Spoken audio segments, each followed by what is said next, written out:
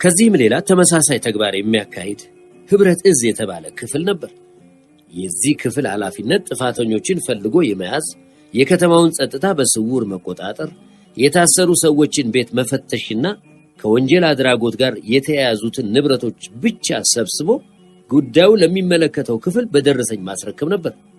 ክፍሉ የተቋቋመበት ዓላማ ይህ ሲሆን ከዚህ ለየት ያሉ ሁኔታዎች ተፈጽመው ይገኛሉ። ሰዎች በጥርጣሬ ከመንገድ ይታፈሳሉ። የተያዙት ሰዎች ወደ ተገቢው ምርመራ ክፍል መተላለፍ ሲገባቸው ምርመራው እዚያው ይፈጸማል፣ እርምጃውም እዚያው ይወሰዳል። ተጠያቂም ጠያቂም የለም። ሰውየው የደረሰበት አይታወቅም፣ ለንብረቱም ደረሰኝ አይሰጥም። ዝም። ከከተማ መውጫ ኬላዎች ላይ ታንቆ ወይም ተረሽኖ የሚገኝ ሬሳ ብዙ ነበር። ማን ገደለው፣ በምን ምክንያት የሚጠይቅም መልስ የሚሰጥም የለም። የሞተ ሰው አፍ የለውም፣ አይናገርም። ግን አብዮት ዲዳ አይደለም። ከደርግ ምርመራ ክፍል የተላከ ልዩ የምርመራ ቡድን የሚባል አካል ነበር። የቡድኑ አባሎች የበታች ሹማምንት ቢሆንም በውጪ በሻምበልነትና በሻለቅነት ማዕረግ ነበር የሚታወቁት። ይህም ቡድን የራሱ አፋኝ ጓድ የራሱ ምርመራ ክፍል በስሩ አቋቁሞ የመሰለውን ውሳኔ ይሰጥ ነበር። ማን በምን ምክንያት ታሰረ፣ ማን እንደወጣ ቀረ፣ የአብዮት አምላክ ብቻ ነበር መልሱን የሚያውቀው። በጊዜው የነበረው የህዝብ ድርጅት ጊዜያዊ ጽህፈት ቤትም ወጣቱን በማስበርገግ ረገድ የተጫወተው ሚና በቀላሉ የሚገመት አይደለም።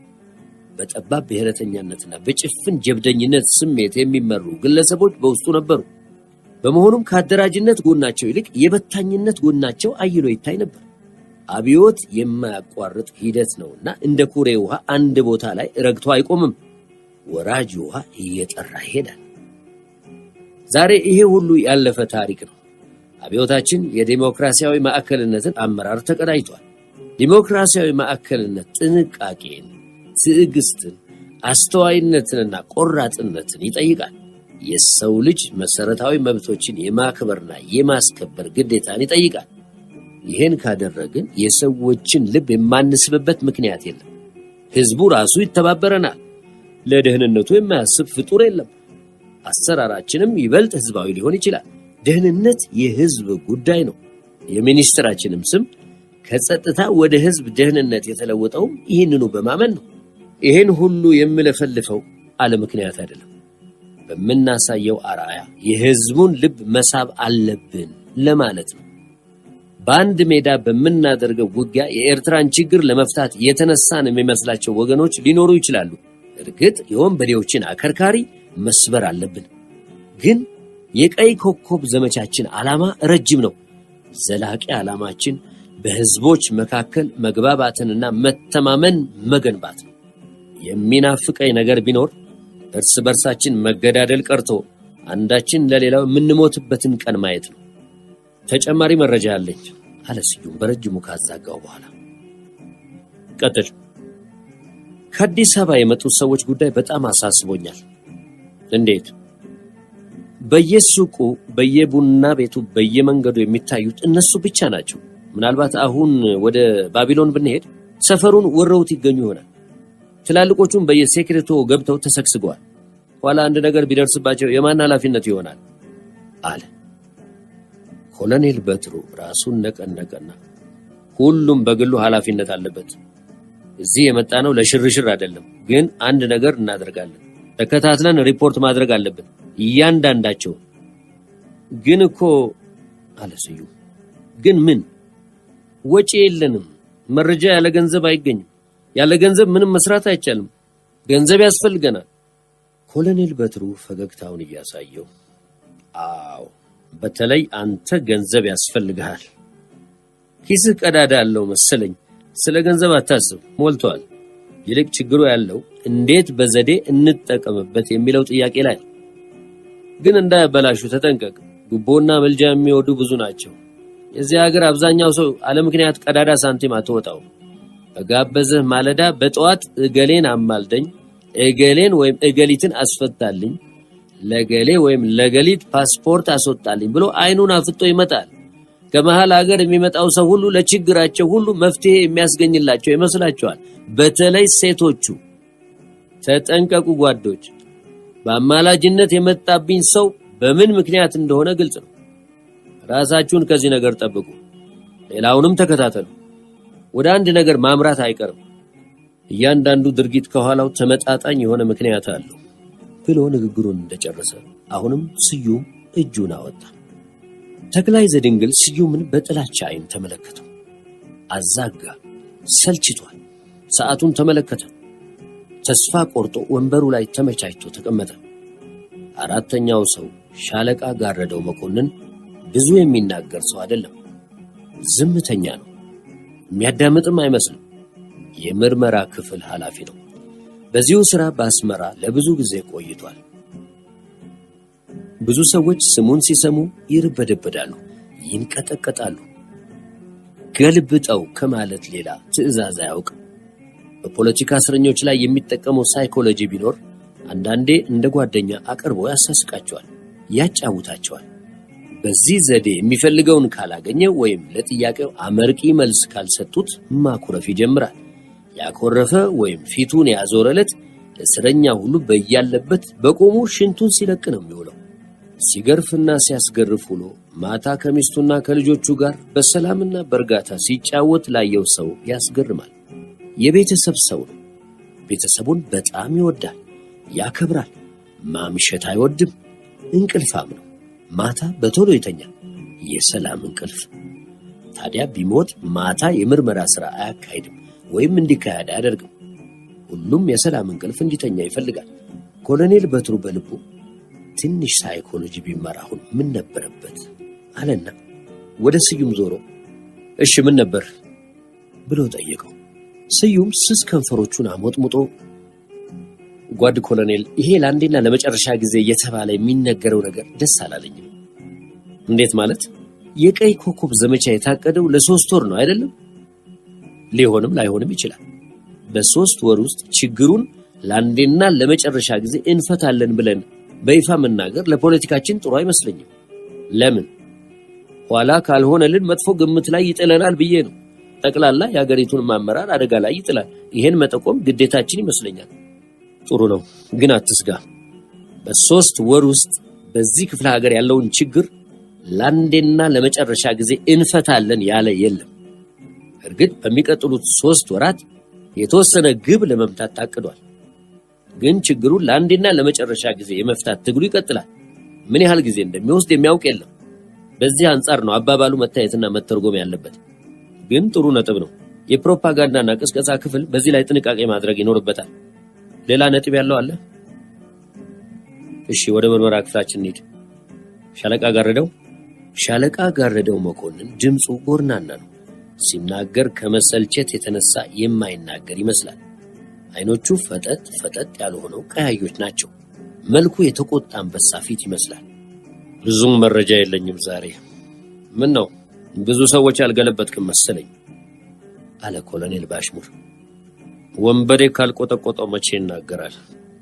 ታዲያ ማን ነው እሺ ብሎ በፈቃዱ መረጃ የሚሰጠው? እንደኛ ያለው ንዑስ ከበርቴ ጫማና ምቾት የለመደው ገና ሳይገለብጡት ነው የባጤ ቆጡን የሚለፈልፈው። እሺ በማለት ሪፖርቱን እንዲቀጥል ጋበዘው። በቅርቡ ከናቅፋ አምልጠው የገቡ ወዶ ገቦች እንደሚናገሩት የወገን ጦር አሰላለፍ መረጃ ደርሷቸዋል። የወገን ጦር አሰላለፍ ሁኔታ ብቻ ሳይሆን ብዛቱና ጥንካሬውን ሁሉ አውቀዋል። የእነሱስ ሁኔታ እንዴት ነው ይላሉ? ሁሉም ጀሌዎች ስለሆኑ ስለ ወንበዴዎች ጦር ብዛትና ድርጅት የሚያውቁት ነገር የለም። ግን ከፍተኛ ፍርሃት፣ የሞራል ውድቀትና ረሃብ እንደደረሰባቸው ይናገራሉ። አብዛኛዎቹ ድል ካገኙ ለማምለጥ እንደሚፈልጉም ይናገራሉ። ስለሆነም ጥበቃው በጣም ተጠናክሮባቸዋል ይባላል። ሁኔታው ይኸው ነው። ግን ያገኘሁት ጠቃሚ መረጃ ቢኖር ብሎ ሳይጨርስ ኮሎኔል በትሩ ምንድነው እሱ በማለት ጠየቀው። ፈረንሳዮች የመርዝ ጢስ መከላከያ ማስክ በብዛት ሰጥተዋቸዋል የሚል መረጃ አለ። አትለኝም? እውነቴን ነው። ኮሎኔል ማስታወሻ እየወሰደ ፈረንሳዊ ደግሞ እዚህ ውስጥ ምን አገባቸው? ጉድ ነው እኮ ይሄ የአረብ ቤንዚን የማይሰራው ነገር የለም። አሜሪካኖቹም ቢሆኑ አይተኙልንም። በስለላ ሳተላይቶቻቸው ሳይረዷቸው አይቀሩም። ይህ ጦርነት ምናልባት አብዛኛው ወደፊት የምንቀይሰውን የውጭ ግንኙነት ፖሊሲ ይመለከታል። ግን ምን ማድረግ እንችላለን? ምን አለ በንዴት። ሁሉም ዝም አሉት። የሚሰጡት መልስ አልነበራቸውም። እሱም መጀመሪያውኑ መልስ እንዲሰጡት አልፈለገም። ጥያቄውን ለራሱ ነበር ያቀረበው። እንደ ፈረስ አናፋ። የአይን መነጽሩን አውልቆ በነጭ መሐረብ ጠራረገ። 10 ጊዜ መነጽሩን መጥረግ ይወዳል። ደህና ተክላይ፣ ስለሰጠው ስራ ምን አደረክ? የትኛው? ኮሎኔል አንድ ስራ ብቻ አይሰጥም፣ ደራርቦ ነው ስራ የሚያሸክመው። ስዕላይ አሁን የት ነው? ፊያሜታ ጊላይ ቤት። እርግጠኛ ነህ? ተክላይ ጥቁር መነጽሩን ሰልካካ አፍንጫው ላይ አስተካክሎ አስቀመጠው። ሉጫ ጠጉሩን በጣቶቹ ቆፈር አደረገ። ስስ ውሃ ሰማያዊ ልብስ ነጫጭ ነጥቦች ጣል ካሉበት ጥቁር ክራባት ጋር ለብሷል። ደረት ኪስ ውስጥ እንደ ነገሩ ጠቅለል አድርጎ የሻጠው መሐረብ የክራባቱ መንታ ነበር። ያው እንደ ልማዱ ሽክ ብሏል። መቼም ሰዎቻችን ከጓድ ሰለሞን ቤት ጀምሮ ማይተመናይ ድረስ ተከታትለውት ነበር። መኪናው አሁንም ፊያሜታ ጊላይ ቤት ደጃፍ ላይ ትገኛለች። ብቻ ሰዎቹ ቤት ገብተው አላረጋገጡም። ካስፈለገ ግን ሲል ኖ አያስፈልግም፣ ለጊዜው ተው። ግን ስራዬ ብለህ በአይነ ቁራኛ እንድትከታተለው ፈልጋለሁ። 24 ሰዓት። ግን በምንም ሁኔታ እንደምንከታተለው ማወቅ ቀርቶ ቅንጣት ታህል ጥርጣሬ እንኳን እንዲኖረው አያስፈልግም። ልጅቱንም ተከታተላት፣ ወደ አንድ ፍንጭ ታመራን ይሆናል። እና እስቲ አሁን አብረን እናስብ። ስዕላይ ለምን መጣ ብላችሁ ታስባላችሁ? በማለት ጥያቄ ያቀረበላቸው። አራቱም ረዳቶች አቀርቅረው ያስቡ ጀመር። ኮሎኔል ጠረጴዛውን በወፍራም ጣቶቹ ይቆረቁራል። የአንበሳ ምልክት ያለበት ትልቅ የወርቅ ቀለበት ጣቱ ላይ ይታያል። ለምን ገልብጠን አንሞክረው? አለ ሻለቃ ጋረደው መኮንን። ኮሎኔል በጥላቻ አይነት ተመለከተውና መገልበጥ ሁልጊዜ መፍትሄ አይሆንም። መገልበጥ ለሱ አዲስ ነገር አይደለም፣ ለምዶታል። ሌላ ዘዴ መፈለግ አለብን አለውና ዘጋው። ጋረደው የምርመራን ስራና ፖለቲካን ማጋጨት አይወድም። ተናዶ ዝም አለ። ቀጥሎ የተናገረው ስዩም ነበር። ቀንደኛ ወንበዴዎች የነበሩ ሌሎች በሰላም እጃቸውን ሰጥተው ገብተዋል። ላደረሱት በደል ከፍተኛ ካሳ እየከፈሉ ናቸው። እነሱም እንደ ስዕላይ በወንበዴዎች ድርጅቶች ውስጥ ከፍተኛ ስልጣን የነበራቸው ናቸው።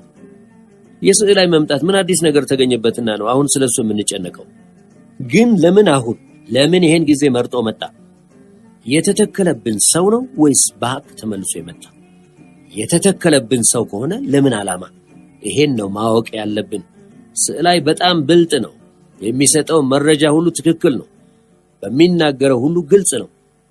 ግን ለምን እንደሆነ እንጃ ግልጽነቱን እጠራጠራለሁ አለ ኮሎኔል አሁንም ጠረጴዛውን በጣቶቹ ክፉኛ እየቆረቆረ። ተክላይ ዘድንግል ጥቁር መነጽሩና ክራባቱን አስተካክሎ ሲያበቃ ስዕላይ አብሮ አደጌ ነው፣ አውቀዋለሁ። ከልጅነቱ ጀምሮ ጀብደኝነት ያጠቀዋል። በጣም ራሱን የሚወድ አድርባይ ሰው ነው። ገንዘብና ስልጣን በጣም ይወዳል።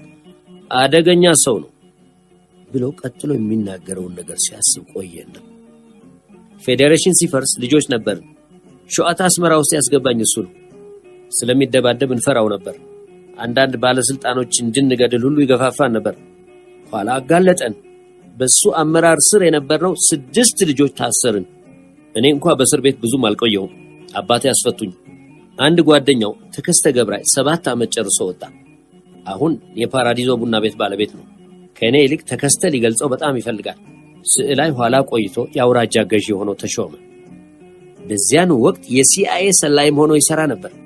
መኪናና ሴት እንደ ሸሚዝ ነበር የሚቀያየረው። ማታ ማታ የሚያጠፋው ገንዘብ ልክ አልነበረው። አብዮት ፈነዳ። የኃይል ሚዛን ተለወጠ። በረሃ መግባቱን ሰማ። ከጀበሃ ወጥቶ ወደ ሻዕቢያ የገባው እሱ እንደሚለው ሳይሆን የጀበሃን መዳከም በመረዳቱና የፈለገውንም ስልጣን ባለማግኘቱ ነበር። ሻዕቢያ እጇን ዘርግታ ተቀበለችው። በጀብደኛነቱና በጭካኔው ስለሚታወቅ ከአንድ ስልጣን ወደ ሌላ በአጭር ጊዜ ውስጥ ተረማመደ። ዝነኛም ሆነ። በደቡብ ኤርትራ የተፈጸመውን በደል ሁላችንም እናውቀዋለን። በነገራችን ላይ ታናሽ ወንድሜ የተገደለው ስዕላይ በራሂ የሻዕቢያ ሐላዋ ሰውራ ኃላፊ በነበረበት ጊዜ ነው። ወንድሜ እንዲገደል ትዕዛዝ የሰጠው እሱ ለመሆኑ በቂ ማስረጃ አለኝ። ሊያገኘኝ ባለመቻሉ ነው እንጂ እኔን ነበር ማስገደል የፈለገው ሲል ኮሎኔል ንግግሩን አቋረጠውና ስለ ግል ቂም በቀል አይደለም አሁን የምንወያየው። እንዲህ አይነቱ ስሜት በስራችን ላይ ተጽዕኖ ሊኖረው አይገባም። ወደ ዋናው ነጥብ እንመልከት። ተክላይ በሐዘን አንገቱን ደፋ። መነጽሩን አውልቆ ቀስ ብሎ እንባውን ከዓይኑ ላይ ጠረገ። ለጥቂት ጊዜም ዝም ብሎ ቆየና ነገሩን ተከታትዬ እንደደረስኩበት አሁን ተመልሶ የመጣው ሻዕቢያ ፖሊት ቢሮ አባል ለመሆን ፈልጎ ሳይሆንለት ስለቀረና በወንበዴዎችና በአብዮታዊ ጦር መካከል ያለው የኃይል ሚዛን መለወጡን ስላወቀ ነው። እንዳልኩት አድርባይ ነው። እስከማውቀው ድረስ ተመልሶ የመጣው በሌላ ምክንያት አይመስለኝም። ስልጣን እንዲሰጠው ካደረግነውና ገንዘብ ከሰጠነው ልንጠቀምበት የምንችል ይመስለኛል አለ ጥርሱን ነክሶ። በሚናገርበት ጊዜ ሁሉ የታናሽ ወንድሙን ደም ሊበቀል የሚችልበትን መንገድ እያሰበ ነበር። ከንፈሩን ክፉኛ ነከሰ።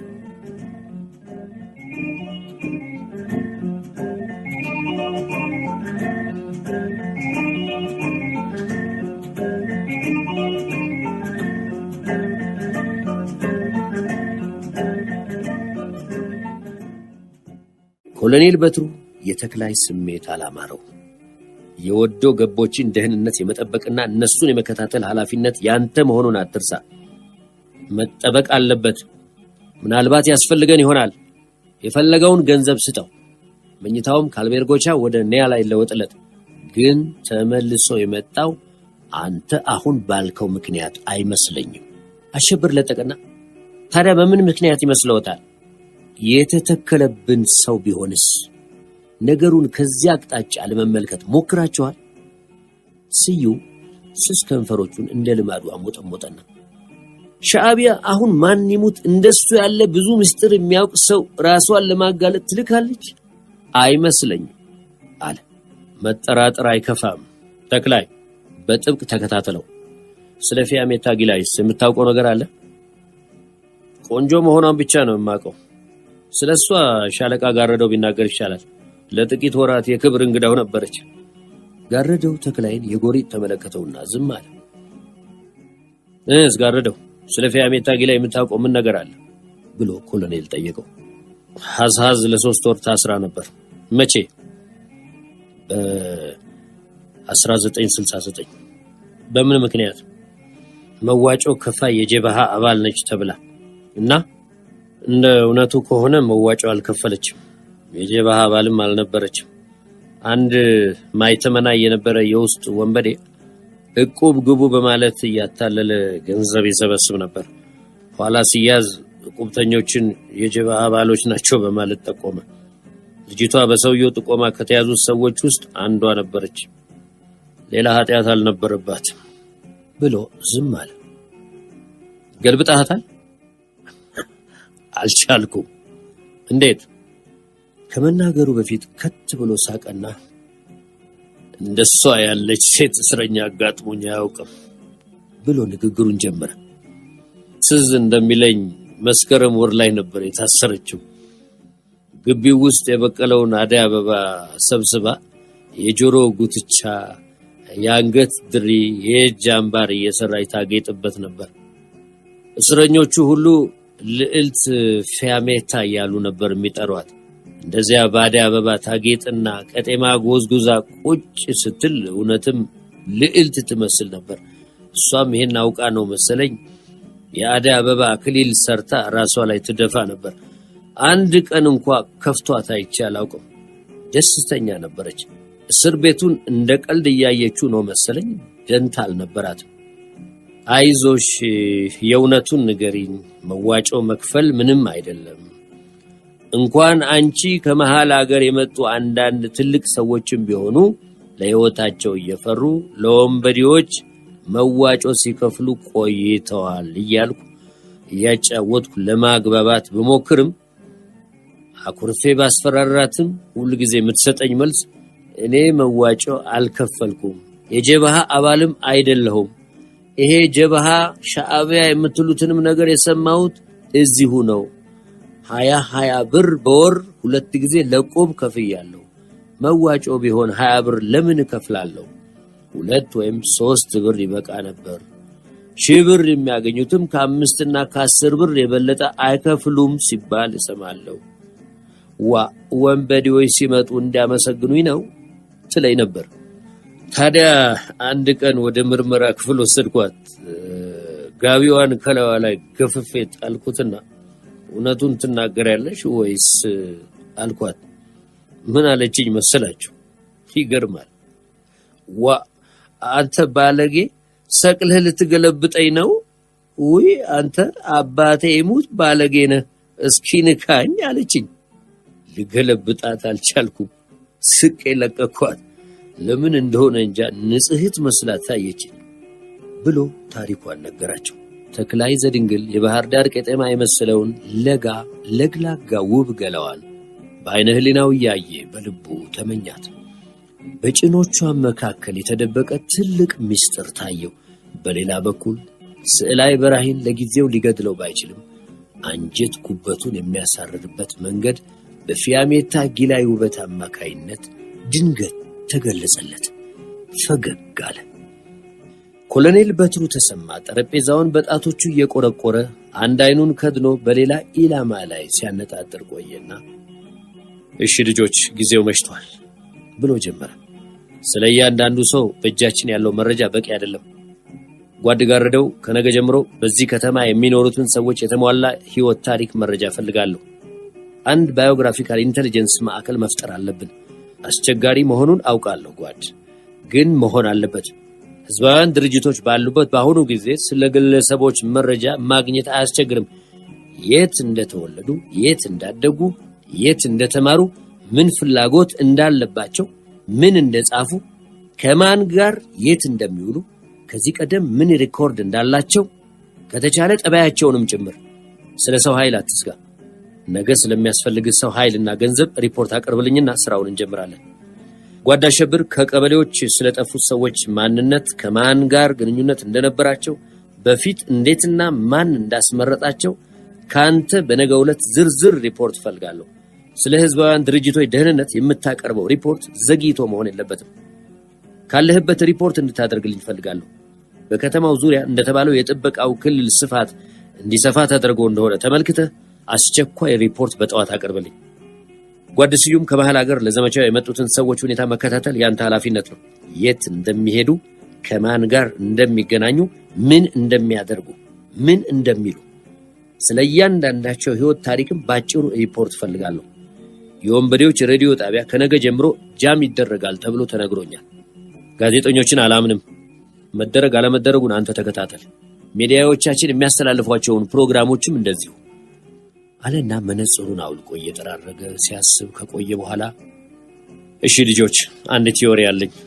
ይህ ቲዮሪ ልክ ይሁን ወይም ስህተት የምታረጋግጥልኝ አንተ ተክላይ ዘድንግል ነህ። ትልቅ ስራ ነው። ምናልባትም አንተ የምታመጣው መረጃ አጠቃላይ ስራችንን ይወስን ይሆናል።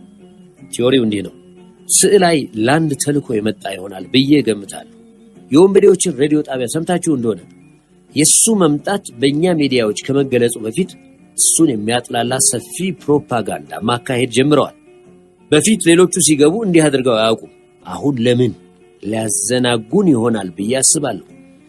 ቅድም ስዩም እሱን በመላክ ራሳቸውን እንዴት ያጋልጣሉ ብለሃል። ነጥቡ እዚህ ላይ ነው። ስለ አንዳንድ ድርጅቶቻቸው በቀር ስለ እነሱ የማናውቀውን ብዛም ነገር የለም። ስለ ሻዕቢያ ምን አዲስ መረጃ ሊሰጠን ይችላል? ለፕሮፓጋንዳ ጥሩ ከመሆን ሌላ ጥቅም የለውም። ታዲያ ለምን መጣ? በተለይ ጊዜውንና ሁኔታውን እንዴት በምን ምክንያት መርጦ መጣ? ተልእኮ ምንድነው? መልሱን ማግኘት አለብን። ከሱ የምናገኘው መልስ ምናልባት ወደ ቢሮክራሲ አመራን ይሆናል። ቢሮክራሲ ማን ነው? የት ነው? ብዙ ስም ብዙ መልክ አለው። እስካሁን ባደረግነው ክትትል ልንደርስበት አልቻልንም። ጊዜው አሁን ነው። በቀይ ኮከብ ዘመቻ ተረባርበን የወንበዴዎችን የስለላ መዋቅር አሁን ለመስበር ካልቻል ምንጊዜም ልንሰብረው አንችልም። ወንበዴዎቹ ስለኛ የሚያውቁት መረጃ የለም። ወታደራዊ ንቅናቄያችንን ሁሉ አስቀድመው ደርሰውበታል። እንዴት? ከየት? ጉያችን ውስጥ አሉ ማለት ነው። እነማን ናቸው? አሁን በዘመቻው ወቅት መረጃ ሰብስበው በማቀበል ብቻ የሚወሰኑ አይመስለኝም። ከሆነ ምን ለማድረግ አስበዋል? ስዕላይ ለነዚህና እነዚህን ለመሰሉ ጥያቄዎች መልስ ወደምናገኝበት ቁልፍ ቦታ ያመራን ይሆናል። ተስፋ አደርጋለሁ። አላውቅም። ንጹህ ሰው ሊሆንም ይችላል። ግን እሱን መከታተል አለብን። ተክላይ ለዚህ ጥያቄ መልስ የማግኘት ኃላፊነት ያንተ ነው። ካስፈለገ 100 ሰው ከኋላው ልታሰልፍ ትችላለህ። ለሽንት እንኳን ጊዜ እንዳይሰጠው ፈልጋለሁ። ጓዶች፣ በተጠመደ ቦምብ ላይ እንደተቀመጥን ያህል ነው የሚሰማኝ። የተዘረጋብን የሸረሪት ድር ይታየኛል። መበጣጠስ አለብን። ምንም ነገር ንቀን መተው የለብንም። የጎልያድ ንቀት የጎልያድን ውድቀት ያስከትላል ይባላል። ለእንቅልፍ ጊዜ የለንም። ተክላይ ዘድንግል ተስፋ ቆርጦ አዛጋ።